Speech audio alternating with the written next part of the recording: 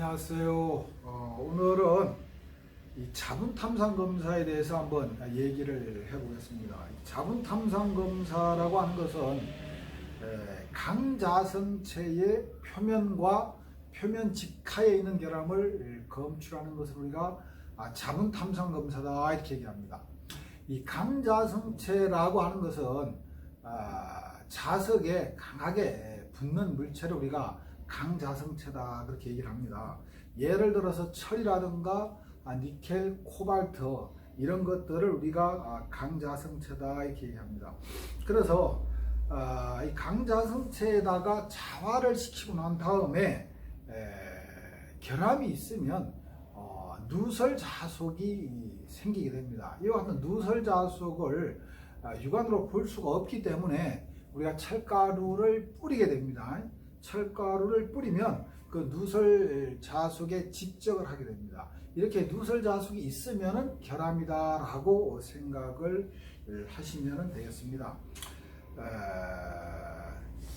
자, 그 다음에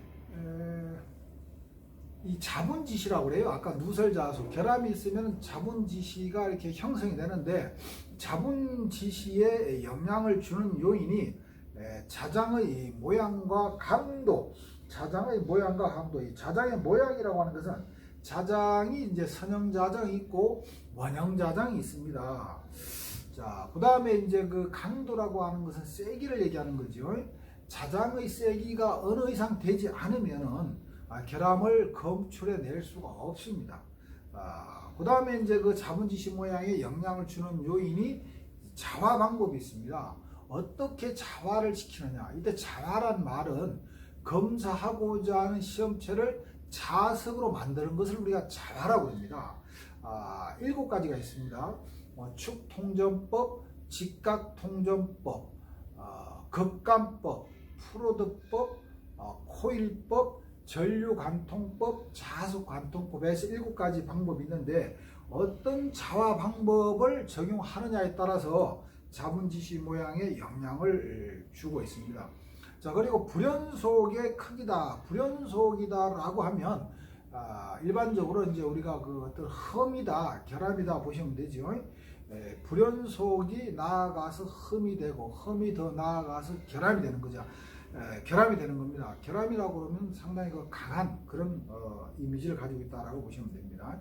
즉 불합격이 되는 것을 우리가 결함이다라고 보시면 돼요. 자, 어쨌든 이 불연속의 크기와 형태, 어떤 방향에 따라서 자분지시 모양에 영향을 주더라. 이 자분 탐상 검사를 해서 검출하기 좋은 결함의 방향은 자기장의 방향에 이런 수직이거나 45도인 그런 결함들이 검출하기가 좋습니다. 자, 그 다음에 이제 그 부품의 형태라든가 시험편의 자화 특성, 또 부품, 시험체의 표면 상태에 따라서 자분지시에 영향을 주더라. 자분지시 모양을 형성하는데 영향을 주더라 이런 얘기입니다. 부품의 형태가 그냥 용접을 한 상태인지, 그라인딩을 한 상태인지, 아니면 주조품인지, 단조품인지 등에 따라서 지시 모양에 영향을 주더라 이런 얘기입니다. 자, 그 자분 탐상에 또 사용되는 재료는 강자성체만 된다고 보면 됩니다. 우리가 보통 그 물체에 보면 상자성체라고 하는 것이 있고 강자성체라고 하는 것이 있습니다. 그 다음에 반자성체가 있어요. 상자성체와 반자성체의 큰 차이점은 외부에서 자개를 가했을 때 상자성체는 외부에서 가한 자개의 방향하고 같은 방향으로 자화가 되는 것을 우리가 상자성체다라고 얘기하고, 외부의 자개의 방향하고 반대 방향으로 형성이 되는 걸 우리가 반자성체라고 합니다. 즉 반발하는 거죠, 반자성체는. 자, 이 상자성체 중에서도 철, 니켈, 코발트 같은 경우는 강하게 자화가 됩니다. 이런 것들을 우리가 강자성체다 이렇게 얘기를 합니다. 그래서 자분 탐상 검사는 강자성체만 우리가 검사가 가능하다 이렇게 보면 됩니다. 자, 그 다음에 그 자분 탐상 검사의 장점은 표면 결함을 검출하기에 적합하다. 이 자분 탐상 검사는 표면 및 표면 직하에 있는 결함을 검출할 수가 있는 겁니다. 내부에 있는 결함을 검출할 수가 없어요.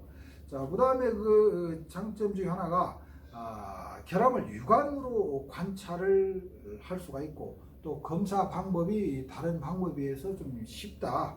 또 시험품의 크기와 형상에 그다지 구애를 받지 않는다. 그 다음에 이제 그 정밀한 전처리가 요구되지 않는다. 침투 탐상하고 비교를 하면, 침투 탐상 같은 경우에는 결함 입구가 열려 있어야 됩니다. 개구부라고 그래요. 약품이 침투에 들어가려면 결함의 입구를 막고 있는 무언가가 없어야 돼요. 그래서 상당히 정밀한 전처리를 요구합니다. 반면에 자분 탐정 검사는 시험체가 코팅이 되어 있어도 얇게 비전도성 막이 형성되어 있어도 자분 탐상 검사는 우리가 가능하다. 또 이 자분 탐상 검사도 또 자동화가 가능하다. 이런 것들이 장점이 되겠습니다. 단점이라고 그러면 강자성체에 한한다. 같은 그 표면 검사법인 침투 탐상 검사하고 비교를 하면, 침투 탐상 검사는 금속이라든가 비금속 다 검사 가능합니다. 다공성 재질만 아니면 돼요. 금속이라고 그러면 철이 있고 비철이 있잖아요. 비철 중에 알루미늄이라든가 구리, 아연 이런 것들도 침투 탐상이 됩니다. 또 비금속도 되지요. 뭐 유리라든가 이런 것들, 이런 것들도 우리가 이 침투 탐상 검사가 됩니다. 반면에 자분 탐상은 재료가 자석에 붙어야 됩니다. 그리고 우리가 이제 강자성체만 된다는 거. 자, 그 다음에 이제 탈자가 종종 요구된다는 거예요. 탈자라는 의미는 우리가 어떤 시험체를 검사하고 나면 그게 잔류자장이 남아 있습니다. 이 남아 있는 잔류자장을 없애는 행위를 우리가 탈자다 이렇게 얘기합니다. 그래서 종종 그 탈자가 요구되는 경우도 있다 이런 얘기입니다.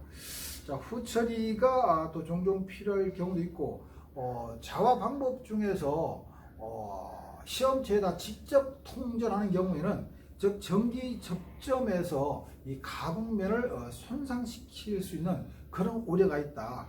그 자화 방법 중에는 그것이 이제 그런 것이 단점이 됩니다. 뭐 마찬가지로 지시 모양을 판독할 때 경험과 숙련이 필요하다. 이런 것들이 이제 단점으로 작용을 하고 있습니다. 자, 그 다음에 이제 자분 탐사에 보면 우리가 용어를 몇 개 보면요, 자속이라는 말이 나옵니다. 자속이라는 말은 제품 내에 흐르는 자속선을 우리가 자속이다 이렇게 얘기해요. 우리가 플럭스라고 합니다. 우리가 그 자속이라는 것이 있고 자장이 있습니다. 자장, 자장을 뭐 자계라고도 하고 자기장이라고도 합니다. 자장을 영어로 필드, 자속을 플럭스다라고 얘기하는데, 자기장은 우리가 이제 외부, 우리가 막대 자석을 봤을 때 N극과 S극이 있잖아요. 그럼 자기력선은 N극에서 나와서 S극으로 흐르잖아요. 이렇게.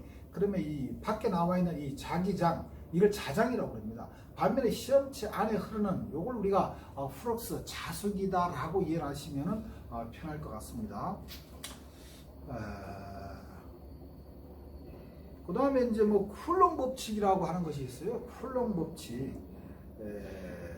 쿨롱 법칙은 이 자극이 있어요. 자극이라는 말은 이제 N극과 S극 이런 걸 자극이라고 하는데, 이 M1이라고 하는 자극이 있고 M2가 있다 이거지. 그러면 M1과 M2가 이게 R만큼 떨어져 있죠. 그럼 이 둘 사이에 작용하는 힘은 어떻게 되느냐? M1과 M2 곱에 비례하고 R만큼 떨어진 R 자성분의 1에 비례한다. 즉 R하고 힘하고는 반비례하는 거죠. 즉 M1과 M2의 그 곱만큼 이 힘이 작용하고, 이 힘은 두 자극 간에 작용하는 힘은 떨어진 거리가 멀어지면 멀어질수록 둘 사이에 작용하는 힘은 작아진다. 이것이 우리가 쿨롱의 법칙입니다. 식으로 보면은 뭐 F는 4파이 뮤 제로 R 자성분의 M1 곱하기 M2다. 이렇게 얘기를 하는 것이 이제 쿨롱의 법칙이다. 이렇게 합니다. 자기 이력 곡선이라고 하는 것이 있어요. 자기 히스테리시스 루프라고도 하고, VH 곡선이라고도 하고, 감자 곡선이라고도 합니다. 이 자기 이력 곡선이라고 하는 것은 어떤 그 시험체에다가 자석을 이렇게 붙였다 떼면 그게 어떤 흔적이 남더라 이겁니다. 그것들이 재료마다 남는 흔적들이 다른 겁니다. 그걸 루프로 표시한 것을 우리가 자기 이력 곡선이다라고 얘기합니다. X축을 자기의 세기 H로 표시하고 Y축을 밀도, 자기의 밀도 B로 표시합니다. 그래서 자장의 세기가 증가하면 그에 비례해서 밀도도 증가합니다. 그래서 이제 그런 것들을 나타내는 것을 우리가 이제 자기 이력 곡선이다라고 얘기를 합니다. 자기 이력 곡선에 보면 자장의 세기를 아무리 증가시켜도 또 자장의 밀도가 더 이상 증가하지 않는 점, 이런 것들을 포화점이라고도 하고, 또 자장의 세기를 0으로 했는데도 불구하고 어느 정도의 그 잔류자성 밀도가 남더라 해서 잔류자정이라는 구간이 있고, 또 항자력과 보자력의 구간이 있고, 처음에 자장의 세기를 증가시켰을 때 밀도가 증가했을 때 처음 올라간 그 곡선을 우리가 초기자화 곡선 또는 처녀자화 곡선 등 여러 가지의 표현들이 있습니다. 그래서 그 자기력 곡선을 보면 이게 밴드 폭이라고 하는데, 밴드 폭이 넓은 놈이 있고 이렇게 좁은 놈이 있습니다. 이 밴드 폭이 넓은 놈의 특징은 잔류자장이 많거나 보호자력과 항자력이 또 크거나 자기저항도 높고 다 높아요. 근데 투자율만 낮다 이런 얘기죠. 투자율이라는 얘기는 이제 자화되기 쉬운 정도를 얘기하는 건데, 이 밴드 폭이 넓어버리면 투자할 여력이 적다, 투자성이 낮다 이렇게 얘기합니다. 또 밴드 폭이 좁으면 잔류자장이 작고 보호자력과 항자력이 작은 반면에 투자성은 좋다 이렇게 얘기합니다. 투자성은 좋다. 자, 그 다음에 이제 그 자화전류의 종류도 보면은 교류가 있고 맹류가 있고 충격전류가 있고 직류가 있습니다. 교류의 특성은 시간이 경과함에 따라서 이제 플러스 마이너스 방향이 다른 거죠. 왔다 갔다 하는 거죠. 그 팔을 보면 이런 식의 팔을 가지고 있습니다. 그래서 교류는 시간의 변함에 따라서 이렇게 변화가 되는 거죠. 왔다가 갔다 하는 거죠. 그래서 어느 정도 주파수를 가지고 있습니다. 교류는. 주파수라고 하는 것은 초당 반복한 횟수죠. 초당 몇 번 왔다 갔다 했느냐 이런 얘기입니다. 그 다음에 이제 맹류도 보면 맹류가 또 종류가 여러 개 있습니다. 단상이 있고 삼상이 있는데, 단상에도 또 반파가 있고 전파가 있습니다. 즉 단상 반파 정류냐, 단상 전파 정류냐, 삼상 반파 정류냐, 삼상 전파 정류냐에서 또 구분을 합니다. 그 다음에 이제 그 충격전류는 이렇게 시간이 경과함에 따라 한 펄스를 나타내는 거죠. 또 직류는 이제 그 시간이 경과함에 따라서 한 방향으로만 일정하게 쭉 가는 겁니다.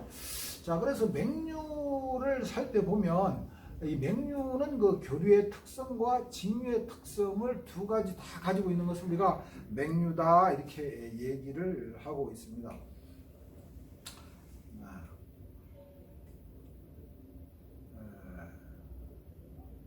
자, 그 다음에 이제 전류에 의한 자개가 있습니다. 그 전류에 의한 자개가 있는데, 전류도 직선 전류가 있고 이제 원형 전류가 있죠. 그 직선 전류가 있습니다. 직선 전류가 이렇게 흐르면 그 주위에 이제 자기장이 있겠죠. 그 직선 전류로부터 R만큼 떨어진 이 T 지점에서의 자기의 세기를 구하라. 그러면 H는 2파이 R분의 I를 하면 됩니다.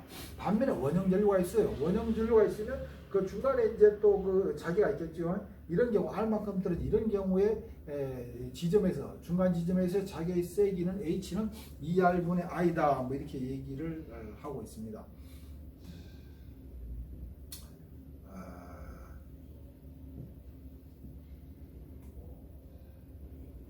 자, 오늘은 여기까지 하도록 하겠습니다. 네, 감사합니다.